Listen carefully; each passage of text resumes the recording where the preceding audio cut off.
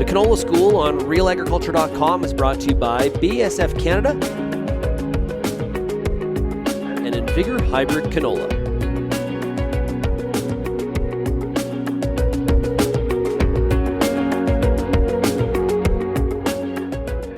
Hi, I'm Rob Macdonald with BASF. I head our agronomic excellence group, and I'd like to welcome you here to Strathmore, Alberta. We're again here at this canola trial site where we're looking at a number of different things in our demonstration trials. You'll have a chance this summer to come out and see some of these plots, contact our tech service reps or your sales rep, and you get a chance to see this firsthand. So a question often comes up, when we're battling flea beetles. Did the seed treatment do anything? Is the seed treatment really worthwhile?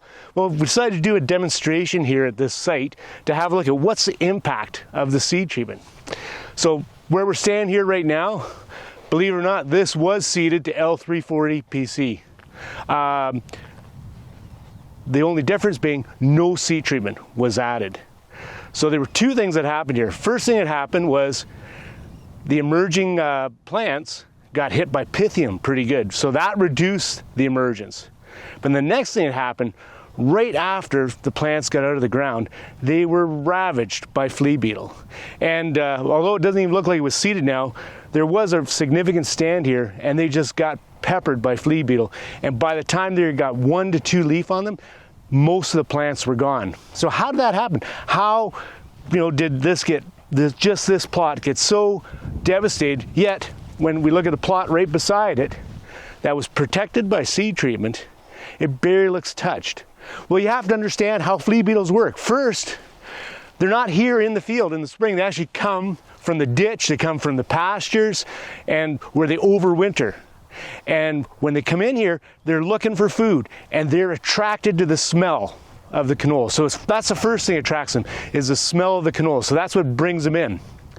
But the second really interesting thing with the flea beetle that brings them in is not just the smell of the canola itself, it's actually the feeding of the beetles. So when the beetles are feeding, that's what brings them in. That's why they all end up in a plot like this, because the beetles are doing well, they're feeding. They're not feeding, when they're feeding on a treated plant that's covered, that's protected by the insecticide, they're dying, so it stops the feeding. So it makes it less attractive. So it almost sometimes looks like they're actually warding off the flea beetle. They're not warding off the flea beetle. They're still attractive by the smell, but they're no longer getting attracted by the feeding of the other beetles. So that's why they all end up in here. And that's why they end up on the volunteers that you see in the fields quite often. So did the did the seed treatment work here? You bet. And now we're in a plot that's received what we'd refer to as a base seed treatment. So this has a fungicide package and a base insecticide. So we've improved our stand, obviously. It looks like it's been seeded now. The crop's advancing. But if we pull some plants here, we can see that there was some pretty heavy feeding on the plants here. There was significant flea beetle damage. Cotyledons just fell off because they were damaged. So this seed treatment gave us pretty good protection for roughly 2 weeks from seeding. And now we're roughly 4.5 weeks from seeding at this point. So gave us that initial protection for about, I'd say 14 days. And so we're able to establish a stand, and the crop is progressing.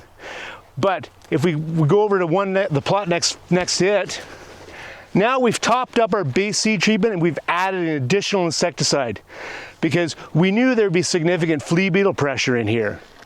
And the difference is pretty dramatic. They're still feeding in here, but the feeding didn't really occur until the plants were closer to the 3 to 4 leaf stage. So really a great start for the plants and enough protection to get them going. There's no flea beetle protection in here anymore, but the bottom line is the plants are well established. Even though we're in extremely dry conditions here, we only have had 1.1 inches of rain since snowfall, yet the crop is moving along and has really benefited from the protection of the seed treatment.